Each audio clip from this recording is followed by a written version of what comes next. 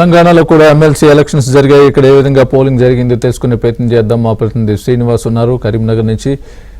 శ్రీనివాస్, చెప్పండి, ప్రస్తుతం ఇక్కడ ఎమ్మెల్సీ ఎలక్షన్స్ పూర్తయినట్టే భావించాలా? ఎంతవరకు వచ్చింది? సో మొత్తంగా ఎమ్మెల్సీ ఎలక్షన్స్ కరీంనగర్ గ్రాడ్యుయేట్ కి సంబంధించి కరీంనగర్, నిజామాబాద్, ఆదిలాబాద్, మెదక్ గ్రాడ్యుయేట్ కి సంబంధించి అలాగే ఒక టీచర్ ఎమ్మెల్సీ అనేకి సంబంధించి పోలింగ్ పూర్తయింది. ఉదయం 8 గంటల నుంచి సాయంత్రం 4 గంటల వరకు పోలింగ్ ఉంటుంది. అయితే 4 తర్వాత కూడా లైన్ లో ఉన్న వారి కోసం ఈ పోలింగ్ కేంద్రాల్లో లైన్ లో ఉన్న వారి కోసం ఓటు హక్కు వినియోగించుకోవచ్చని ఇప్పటికే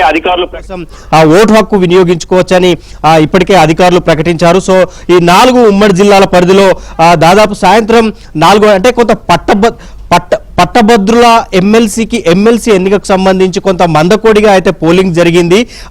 అంటే పూర్తిగా అధికారులు పూర్తి వివరాలు వెల్లడించే వరకు ఎంత పర్సెంటేజ్ ఉంటుంది అనేది కొంత అనుమానం అయితే ఉంది. ఎందుకంటే పట్టభద్రులు ముందు నుంచి కూడా ఈ పోలింగ్ విషయంలో కొంత నిర్లక్ష్యం చూపారు. ఉదయం నుంచి కూడా కొన్ని పోలింగ్ కేంద్రాల్లో పెద్ద సంఖ్యలో బార్లు తీరితే మరికొన్ని పోలింగ్ కేంద్రాల్లో అయితే అసలు ఓటు హక్కు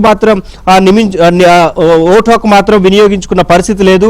సో ఇప్పటి వరకు అంటే 4 గంటల వరకు అయితే పోలింగ్ సంబంధించి మనకు 2 గంటల వరకే పూర్తి స్థాయిలో అప్డేట్ ఇచ్చారు. ఈ 4 తర్వాత అంటే దాదాపు 5:30-6 గంటల వరకు, ఎందుకంటే లైన్ లో ఉన్న వారి ఓట్లకు ఎంత పర్సెంట్ అయింది వారి వివరాలు కూడా చెప్పాల్సి ఉంటుంది కాబట్టి సో అది కొంత లేట్ గా ఇస్తారు. కానీ 12 గంటల వరకు మాత్రం ఉపాధ్యాయులది 33% మాత్రమే మనకు నమోదైంది. టీచర్స్ ది 33%, పట్టభద్రులది 20% మాత్రమే 12 గంటల వరకు. ఆ తర్వాత 2 గంటల వరకు పట్టభద్రులది 40% అయితే టీచర్స్ మాత్రం 63% అయింది. చాలా చోట్ల టీచర్స్ కి సంబంధించి మాత్రం పెద్ద సంఖ్యలో ఓటు హక్కు వినియోగించుకున్నారు. పట్టభద్రులు మాత్రం కొంత ఓటు హక్కు వినియోగించుకునే విషయంలో నెగ్లెక్ట్ అయితే చేసినట్లు మనకు కనిపిస్తోంది స్వామి.